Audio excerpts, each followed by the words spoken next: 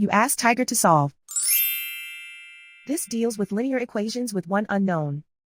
The final result is a equals 2. Let's solve it step by step. Group all a terms on the left side of the equation. Subtract 12a from both sides. Group like terms. Simplify the arithmetic. Group like terms. Simplify the arithmetic. Group all constants on the right side of the equation.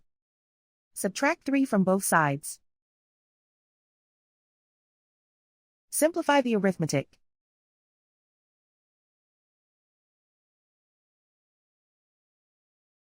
Isolate the a. Divide both sides by -7. Cancel out the negatives. Simplify the fraction.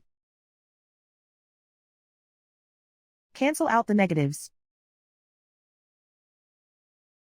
Find the greatest common factor of the numerator and denominator. Factor out and cancel the greatest common factor. And so the final result is a equals 2.